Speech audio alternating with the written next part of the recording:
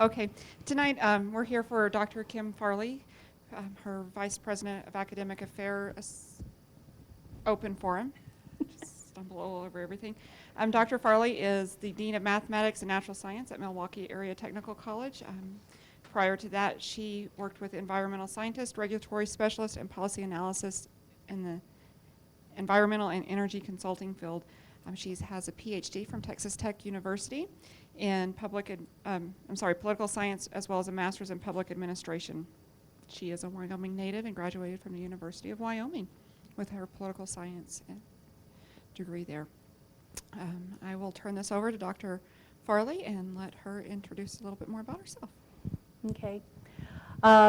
Let's see, what she hasn't said there is, yes, I did grow up in Laramie and had a great childhood in Laramie, really enjoyed it.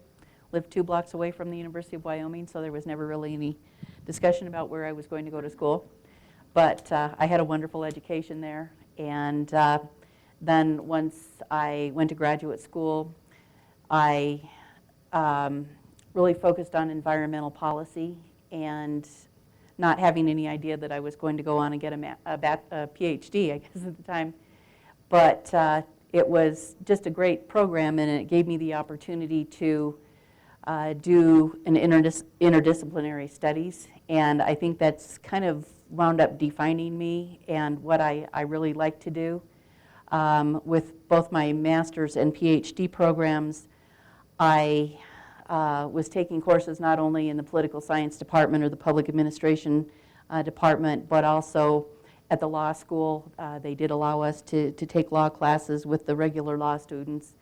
I had an environmental impact analysis in the College of Engineering. I took several courses in the School of Land Use Planning. In fact, I could have almost had a PhD in land use planning if I had just taken a few more courses there.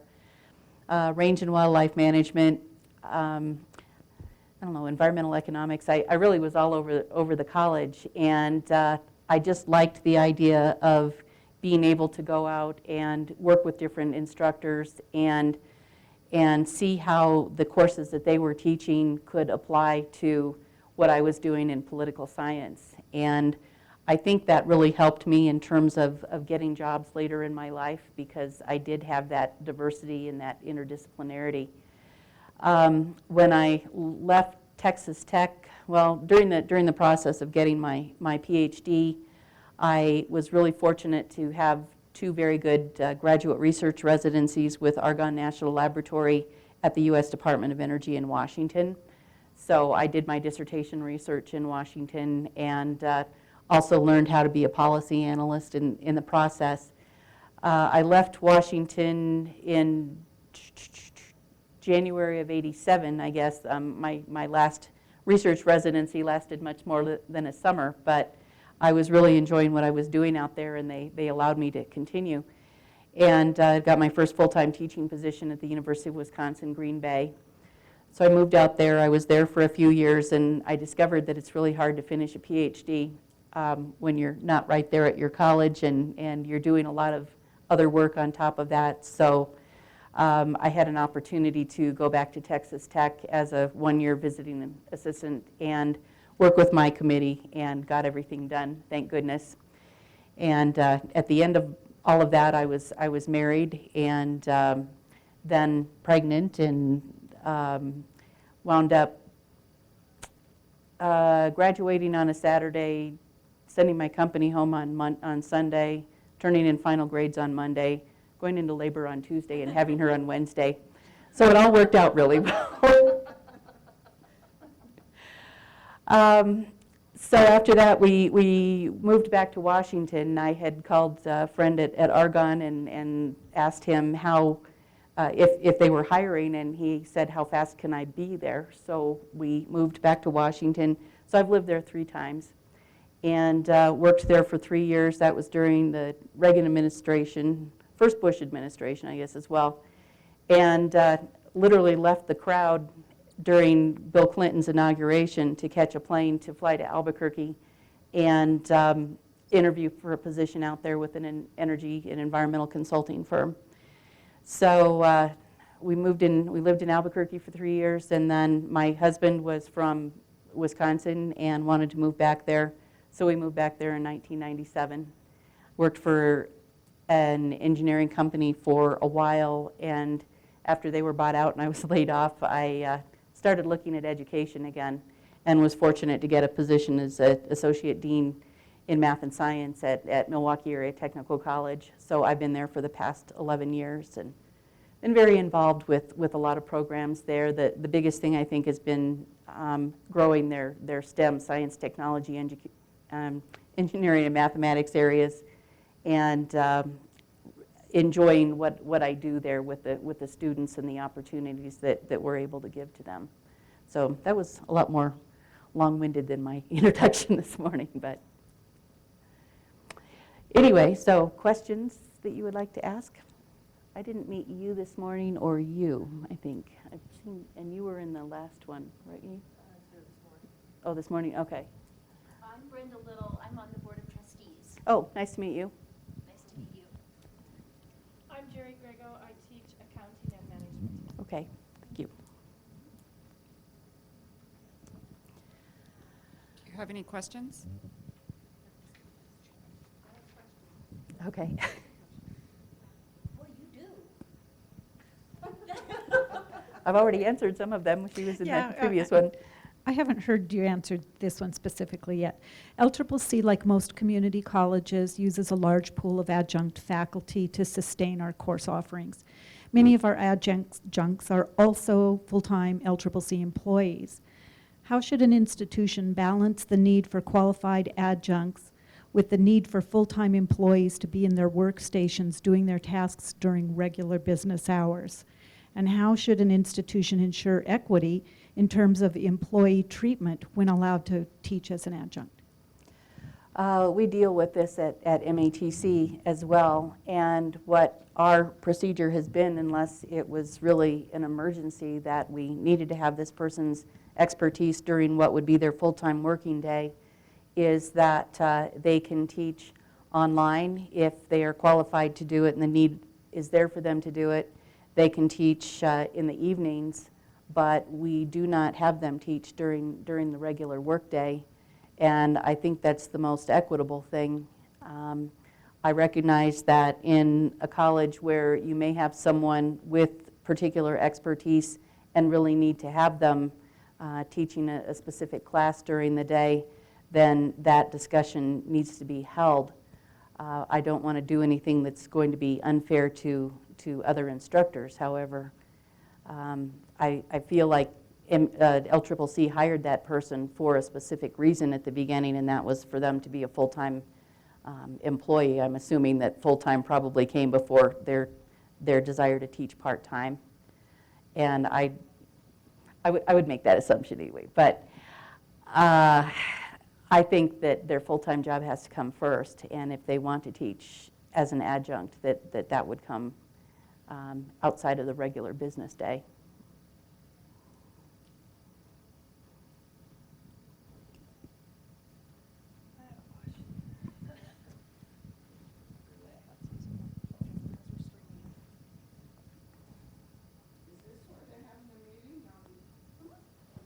Which one, the judge election? Isn't the Southside meeting? The Southside meeting on Jack Greeley Road, that's over in the training center.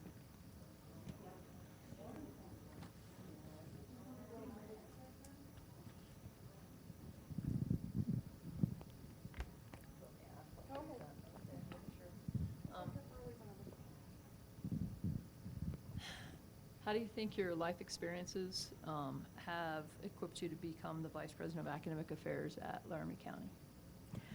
I think they have, because of, if we're looking at the proposed reorganization, I am working with a very diverse group of people.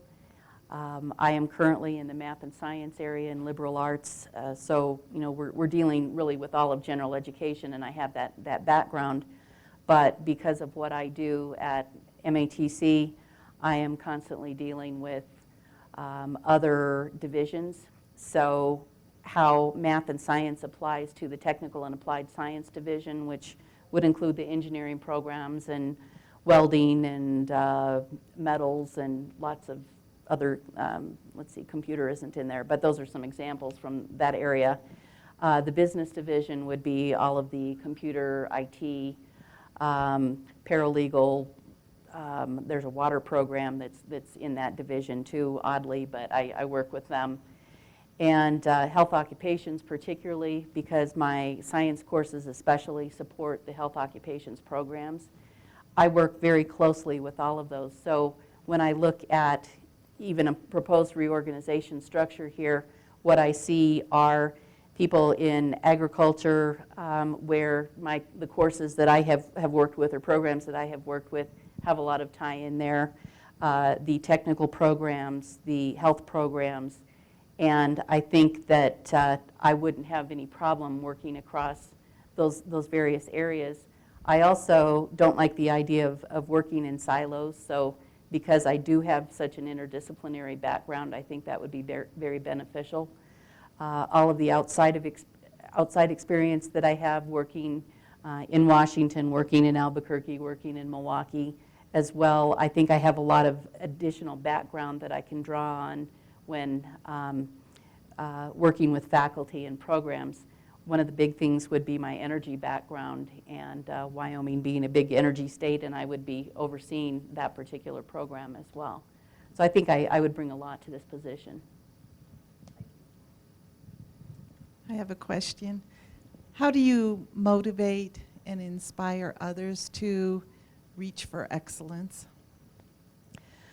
I really work with faculty and my educational assistants. I can't say that I have experience working with deans, for example, because I haven't supervised them, but I would want to, I feel that I'm good with people and trying to draw them out and find out what their background is, what their goals are, and how we can best work together to make use of what their talents are and the direction that we might be headed for a particular program or a direction because the college is changing some of its policies or procedures that I need to get buy-in from everybody.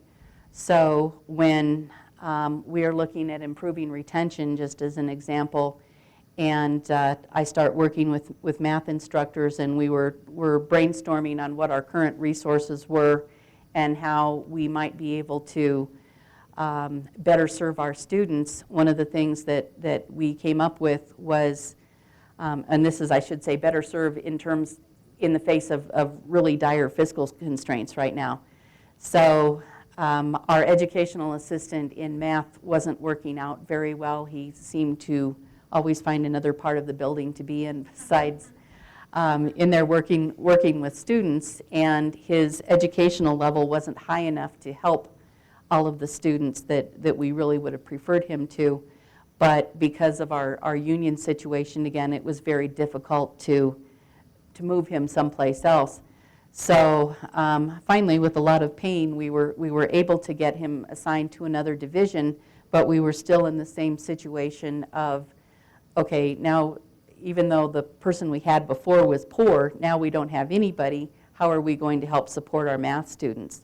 So we decided that what we could do is use the math lab that we have as an area that would also help out part-time instructors, because we have so many part-timers and no place for them to call home, really. They get to have a classroom to have their office hours in, but you know, they don't have a phone in there, they don't have access to a computer or anything that, if they were coming to MATC right off of work, it would be really inconvenient just to meet in a classroom if you had to pull up some material or something like that quickly, or even use a phone.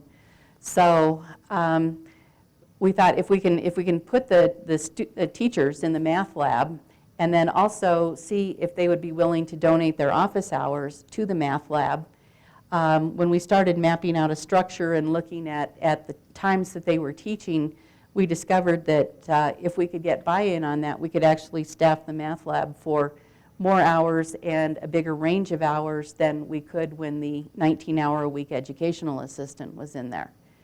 So the big thing at that point was trying to get teachers to buy into this. And there were a few at the beginning that were a little bit reluctant, but what started happening was students started coming into the lab and they were seeing a change in the students, and they started seeing more students coming in.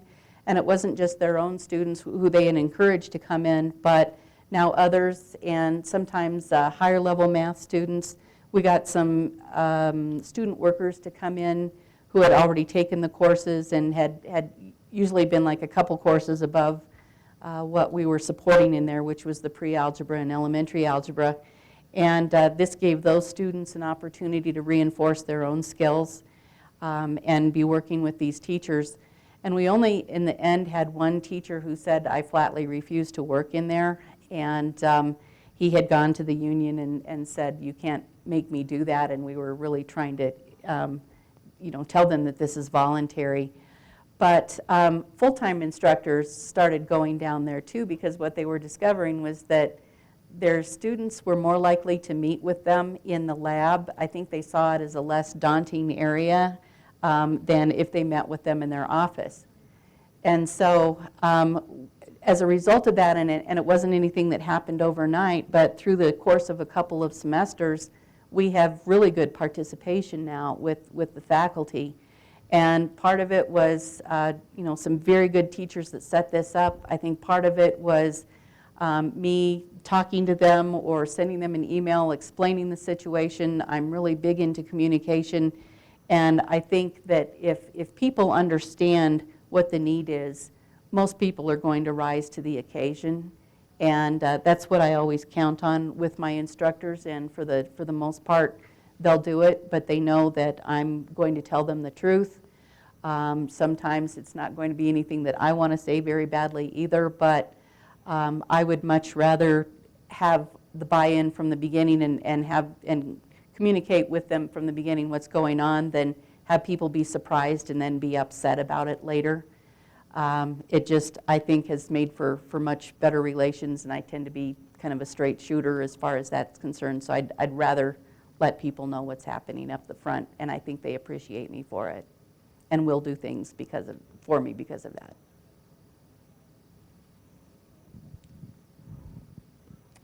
Well, I think you've touched on some of the things I might have been looking for in the first question I was going to ask you. It has to do with leadership. And you've identified already that LCCC is going to be undergoing some organizational change in the academic area. Change is difficult for many people, most people, all people, I don't know. Change is difficult, we'll just leave it there.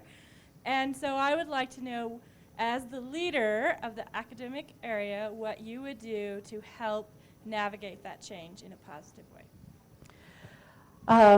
When I have been talking with others today, I'm hearing a lot about the confidence that people have in Dr. Schaefer, and that there has been in the beginning somewhat of an attitudinal change already in terms of his leadership here, and that's something that I would like to carry on.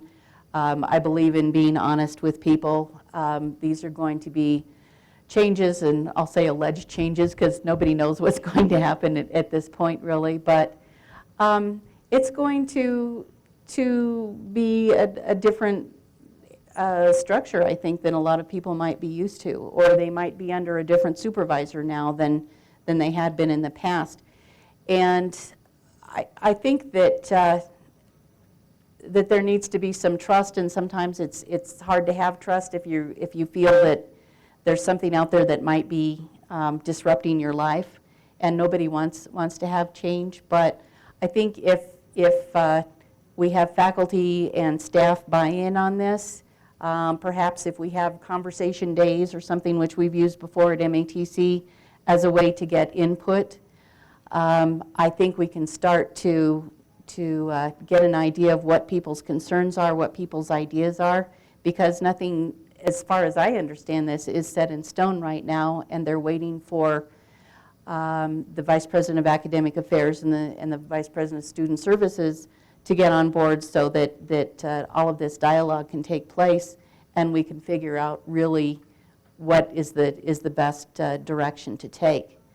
I think it's certainly going to have to happen in stages, and I would hope that as people see how one stage progresses, that they might take some confidence as well in knowing that the next stage, which might be the one that affects them more directly, would be able to go as smoothly, we'll hope smoothly, but I know change is difficult, and I would want to be as honest with people as possible, communicate with them constantly, and make sure that they are aware every step of the way of here's what we want to do, and here's how it will affect you, here's what the benefits are that we see. There may be some drawbacks here and there, but we'll work to smooth those out as best we can.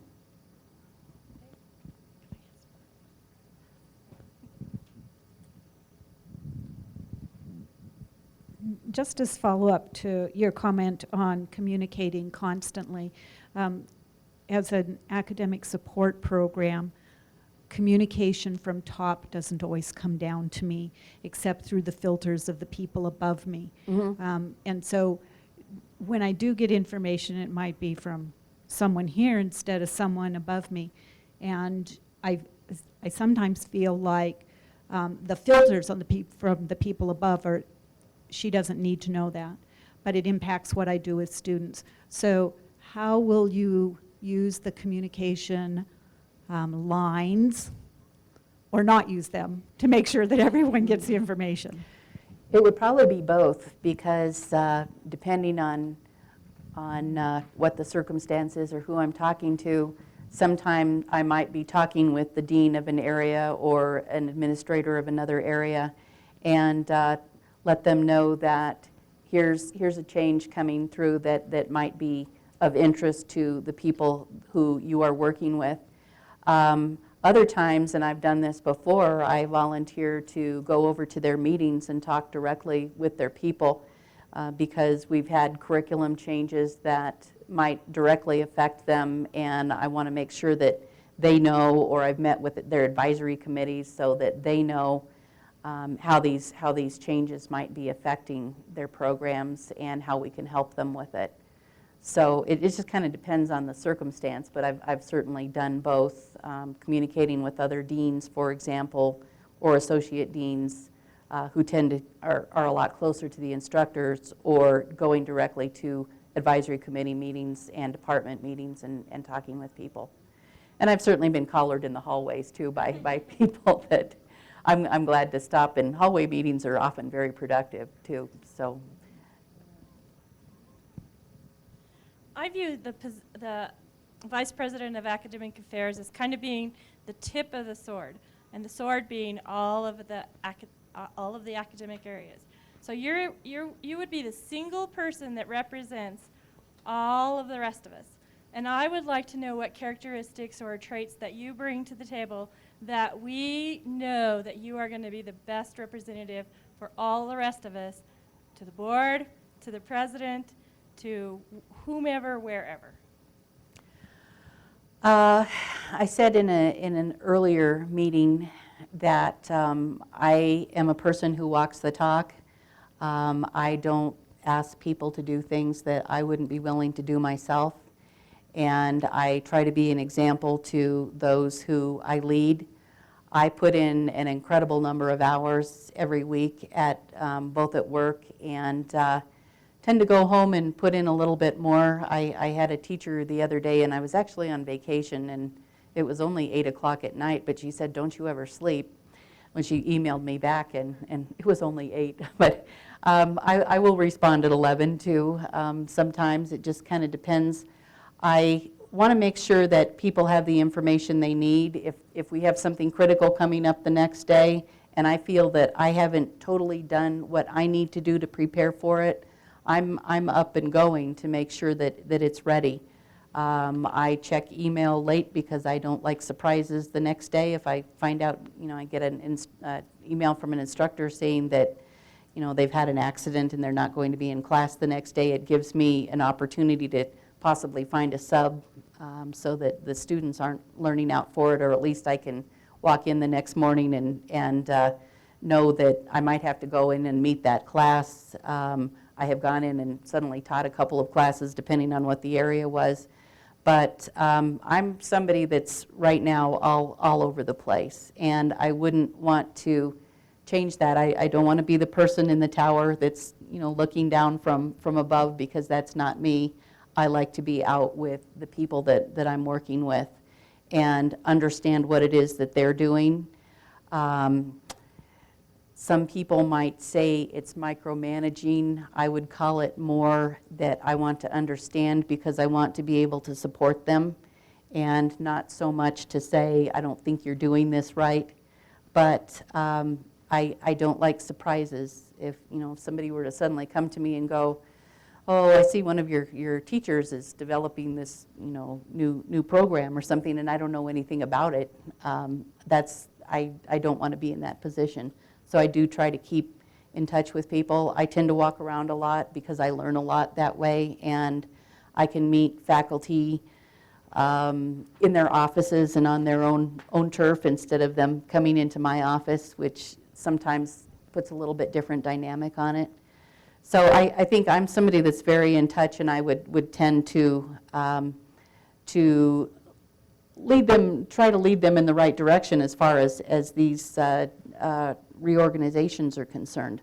I want to make sure that they're comfortable with it, and if it takes me going out and talking one-on-one with people that might be a little bit more reluctant than maybe some of their colleagues are, and I sense this, I want to make sure that I can talk to them directly, and that they know why I need their support and what they can do. So I am not one of those remote leader types that stay away from the people that they're leading and leave it up to everybody else. I want to know and like the people that I'm working with.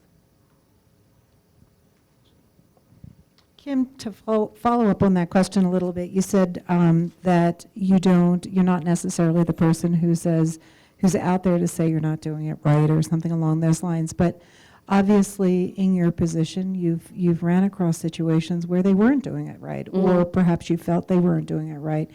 When you're very passionate about what you're doing, it's a little tough to hear that. So I guess I'd like to know, can you give us an example of when you ran across a situation like that?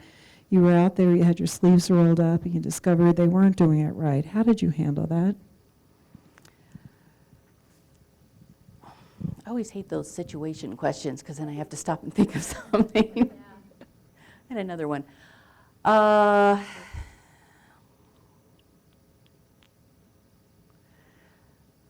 We had one instance where I'm trying to think how all of that went. A teacher was developing an online course, and it was something that was needed for one of our programs, and there was material that needed to be included in that.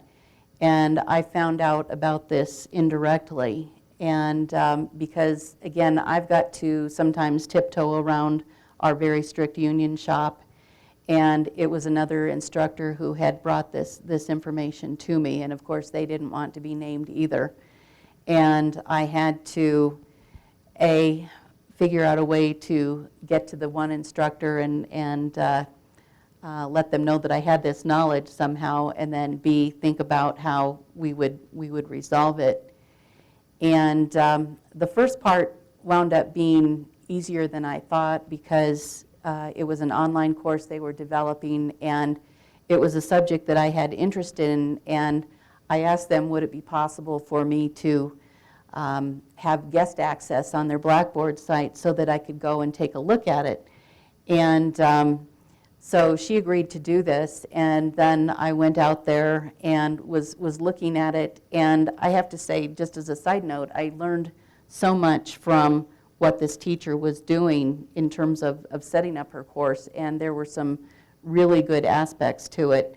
So when I came across the portion of it that wasn't going to work for the program, I could at least sit down with her and talk to her and tell her all of the really good parts of it and try and be more positive about that, and then make some suggestions for how the other part could be modified so that it would work for the program purposes.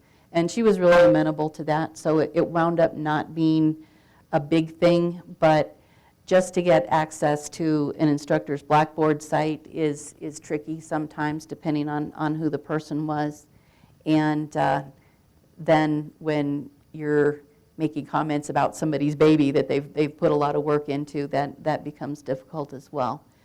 But I do try to keep comments as positive as I possibly can. I don't want to be negative, but I also will let them know in one way or another if there's a change that needs to be made, and here's a suggestion for doing it so that we can move on and make sure that it's the best thing that we can offer, course that we can offer a student.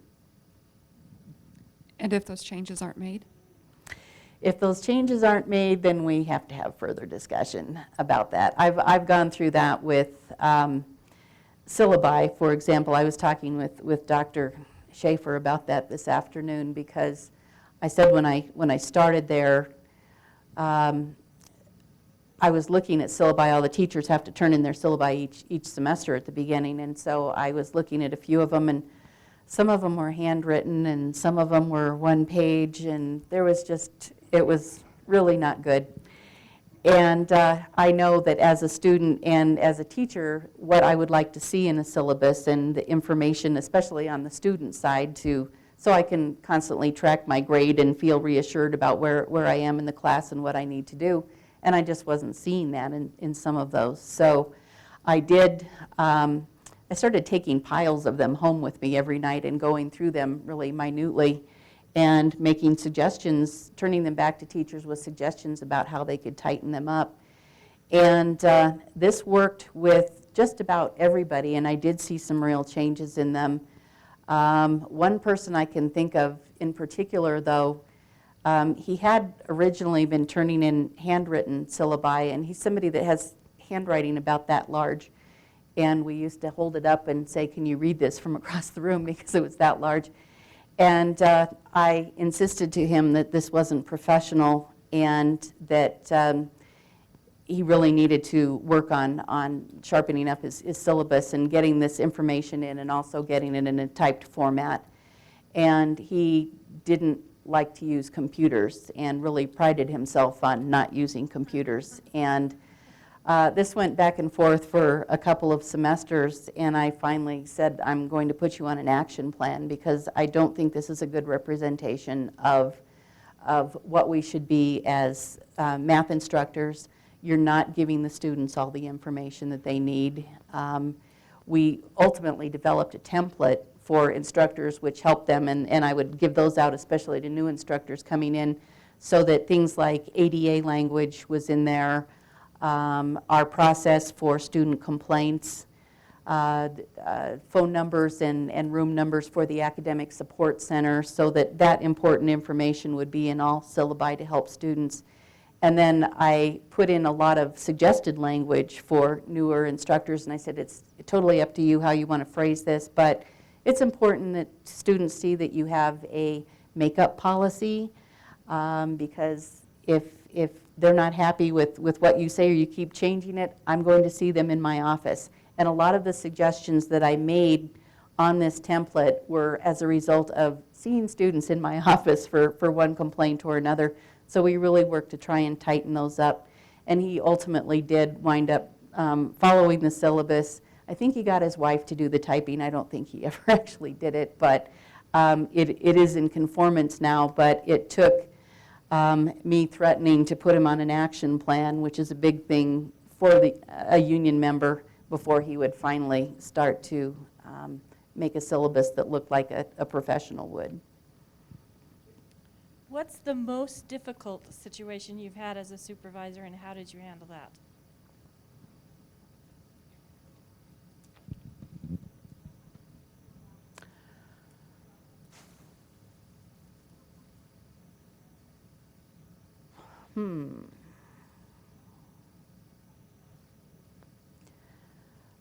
Actually, I've got one going on right now as I think about it. I have an instructor who last semester was very ill. He was undergoing chemo, and he is in his late 70s and a full-time instructor. And we're kind of waiting for him to retire, and I don't feel that he is really doing everything that he needs to be doing for the students. And although he had arranged for FMLA for his chemo treatments, and he insisted that when he was out it would only be for one day, when he was in, he wasn't there, basically. He just wasn't doing what needed to be done, and I sat down with him and said, I don't feel like the students are getting what they need this semester, and could I suggest that you really concentrate on your health and take advantage of FMLA? And he said, no, I'm doing everything that I need to. And ultimately what happened there was he was found laying on top of a table one morning, and he had just gotten so weak that he couldn't, in the lab, that he couldn't stand anymore. That was a particularly bad day, because the day that happened, I was at my other campus office and got a phone call from the sister of one of my full-time biology instructors saying that she had died suddenly. A couple days before, this was a Monday, and she had died on a Friday. And so I was hit with this, and I said, I'm going to come downtown right now. I needed to help her go through her sister's office because there was something she needed for the memorial. So as I was going downtown, I got a phone call from my instructional chair saying this other instructor is laying on top of the table. And I came to downtown campus expecting to see an ambulance in front or something. But by the time I got up to his office, he was sitting in his office and was waiting for his wife to come pick him up. And I talked to him again, and I said, I really think you need to concentrate on your health, and we can get through the rest of the semester. This was early November by that point, if you will just do this. And he finally agreed to it. I felt bad. I felt like I was kind of beating up on him, and I wasn't doing that. He's always been just incredibly polite to me and a very nice person, but I feel that he thought he was doing his job, and he just wasn't. So we did ultimately get him to leave for the rest of the semester, and we had substitutes, and then he decided to take FMLA for the spring and the summer, and now he's suddenly saying that he wants to come back in the fall, and he'll be 79. And so I had a long, hard talk with Human Resources about him the other day, and I said, I really think that we need to try and get a fitness for duty done for him to see if, a doctor will even clear him to come back, because otherwise this is so disruptive to the students' education. They're not getting what they need. If he's there and he starts something and then he leaves and we have to get a sub, that goes up and down. He's kind of got a reputation among students, too, as being kind of easy. So when we put 2 other instructors in November to cover for him, the students were just up in arms about it and coming to see me, and, oh, they're too hard, and we can't pass this class, and we're not going to get into our nursing program. And I mean, it was a whole just gamut of things. So we ultimately had to get that worked out that semester, and now we have just notified him that he will have to undergo a fitness for duty. And I feel like I've done something to my grandfather or something. I don't like that feeling. But there are times when people need to recognize that it's time to leave, and I think he's past that time. So that's one of those, stay tuned, we'll see what else happens, because I'm not sure that we're done with this. But that's a great example that you've provided us, because you've got the human concern, but you also, in the position of the VP of AA, you have to think about the overall impact on the college and the students specifically. So, I don't know, it's a balance, but I see a lot of students in my office, and I have to listen to their concerns. What I typically will do is if I get a phone message or an email from a student, I will generally contact the instructor first because I want to get their side of it, and there's always two sides, and then that helps me to deal sometimes in a different way with the student than I might have if I had only heard their story, because they're often going to have a very good story, and they have really been done wrong by, and I need to do something about this person. So I don't like teachers to be blindsided that way, and so I do give them the courtesy, if I have this knowledge in advance without seeing the student, to contact the instructor first and see what's up before I call the student back. Very good. Since I missed the faculty one this morning, did you guys talk about advising and distance learning? Because I can review the tape. Yes? Okay. Mhm. I'll review it.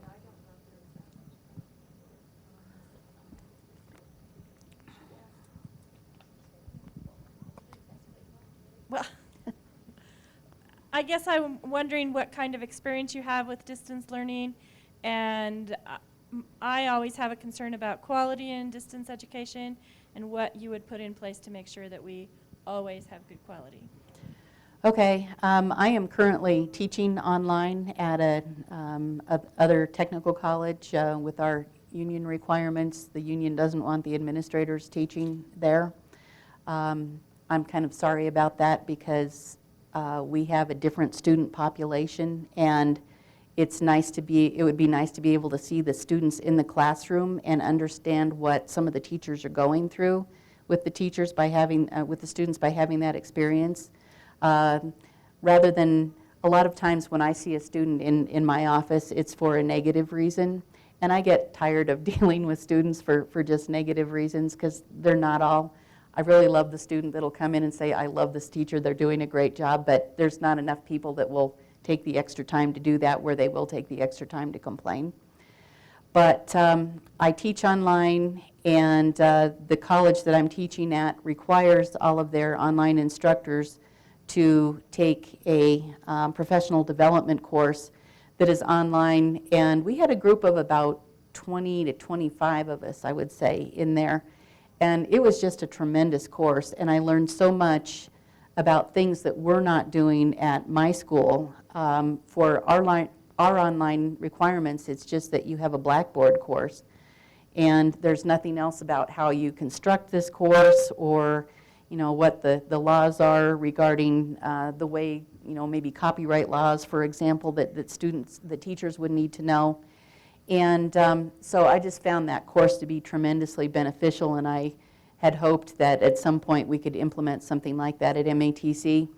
I'm oddly currently taking a second online teaching course because I was looking to teach at another college as well, and they have the same requirement. And so I'm kind of getting updated on this course I had a couple years ago. So I think any college that wants to be serious about its online courses and the integrity of its online courses needs to have teachers taking a course like that, because it just covers so many dimensions that I never thought of before. So I like having that experience. I hope that I am teaching the kind of course that I would like my own teachers to be doing. I put a tremendous amount of extra work into it to make sure that students are communicated with within 24 hours, for example, of when they send me an email. I keep my material updated. Everything is very current. I do not rely on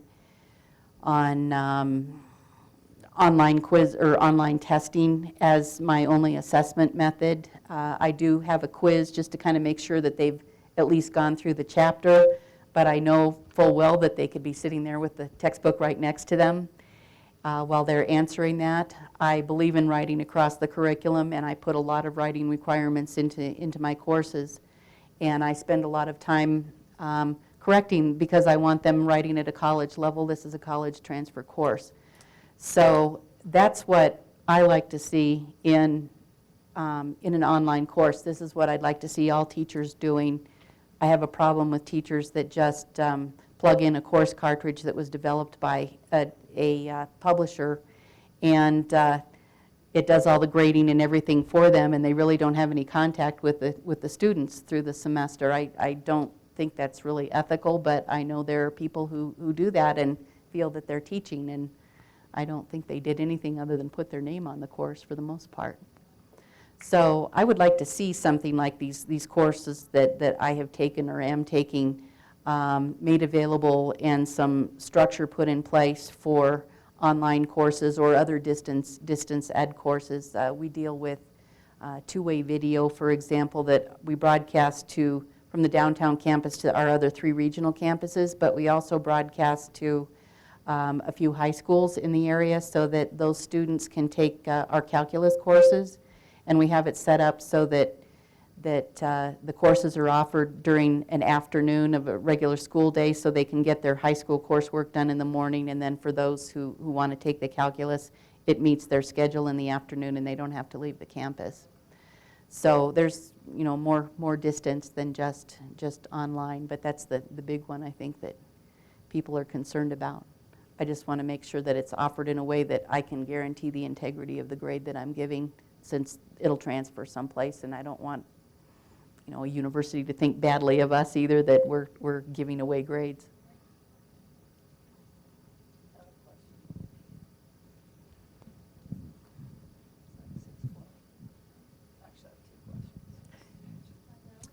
guess that's 5 minutes of If you're, if you're hired as the Vice President of Academic Affairs at Laramie County, can you outline what your first 6 months would be like? I can tell you at least what the first month would be like.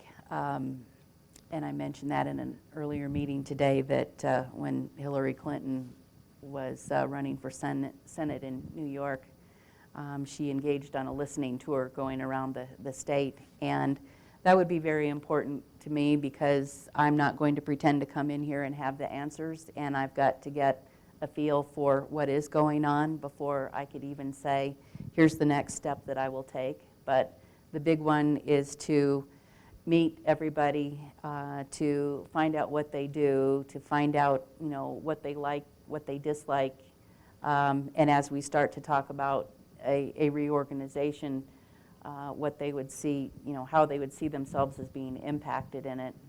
I think conversation is just very important. So after I had that information, then we'd be working with the Vice President of Student Services and other groups and the President to start to develop something. But I would hope that the college is going to be heavily involved in this process. It's not something that can be done with 3 people or 4 people or whatever, and I don't get the sense from Dr. Schaefer that he's that kind of a decision maker anyway. It seems like it would be more inclusive. Ultimately, I think he wants to make a change, and we go from there. But My second question is, why do you want to come to Laramie County?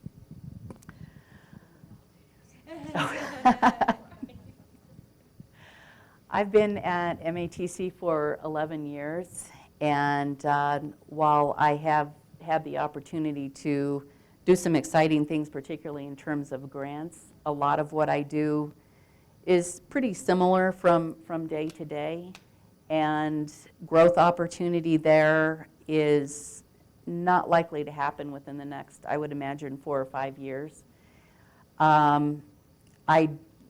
There is currently the position open there for Dean of Liberal Arts and Sciences, but I don't want to be Dean because while I have served as interim Dean at one point in the past, so much of what I do is Dean's work and would be Dean's work at any other college.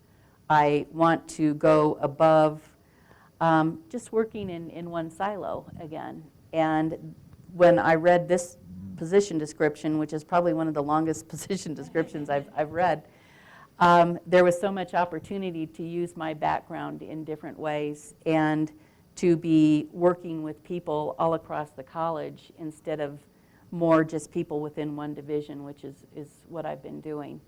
So that was important to me. When I have looked at job postings, there are very specific things that I was looking for, and I feel that the Laramie County position really captures all of that. My other thing is that I would like to move back to the West. I've kind of been waiting until my kids graduated. Both of them will graduate in May. And I think I've done my thing in Wisconsin, and I would like to get back to Wyoming or Colorado, and that's really where I've been shooting for. Yes. Well, that was a good question to end on because mine's more cut and dry. Sorry. I'd like to know your experience with budgeting and how you would balance the needs of each individual division to advance an academic budget. Thank you, Jerry. I just want to add, I was going to ask that same question, so I'm glad you're. Oh, okay. I actually have a background in budgeting, and I have taught public and nonprofit budgeting at the undergraduate and graduate level, so I have it from the academic side. I am one of the few people at MATC who can develop a grant budget under the National Science Foundation guidelines, so I'm used to developing those budgets and then making sure that we stay within the budget. I manage a budget of about $5 or $6 million a year. I supervise 238 instructors and educational assistants. I manage the budget for the math and science department downtown and then an entire campus at the Oak Creek campus. As we have been under fiscal constraints and people have left, they have given all of us, we joke about stretch assignments, so I stretch to the Oak Creek campus, and I am in charge of all of liberal arts down there. And so I have the entire liberal arts budget there, as well as the math and science downtown. I work with the associate deans at the other campuses where they exist. I think we're down to one. We're all stretching.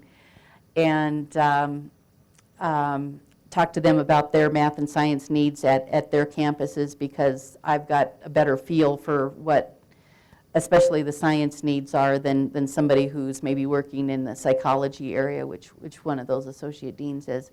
So I coordinate across the district with that, and then develop the capital budget, develop the operating budget, and work on 3-year strategic planning and the budgeting that's involved with that.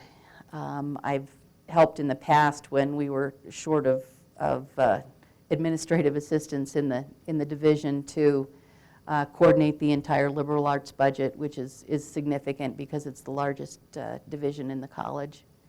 So I've got lots of budgeting experience. In terms of determining who gets what, I do talk with the instructors before a budget is ever developed. I always call for what everybody's capital equipment needs are, for example, because we have a lot.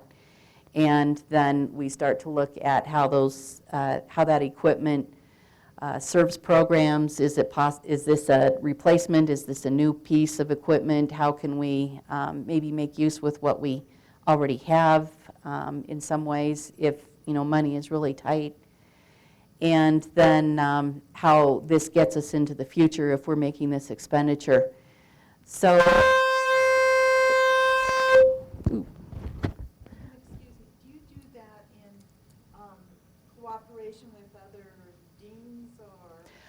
All of it eventually gets put together because we all have to rate our needs, and then it goes to higher levels, and then it's rated again until we're ultimately looking at here's the pool of money that we have, and here's how all of this is going to be allocated. If we make specific requests that we can really back up with data as to why we need to have that equipment or whatever it is that we're after. Generally, they can be pretty reasonable with it, but I would definitely want to prioritize if we're dealing with a finite pot of money here, and we have to figure what's going to be best for the college. If it's a program that really isn't serving that many students anymore, and maybe it's on the way out, or it really needs to have a lot of modification to meet 21st century needs, then either we're not going to fund it or we're going to sit down and have another discussion about where it's headed. But with a finite money, you look at where you're going to get the most bang for your buck.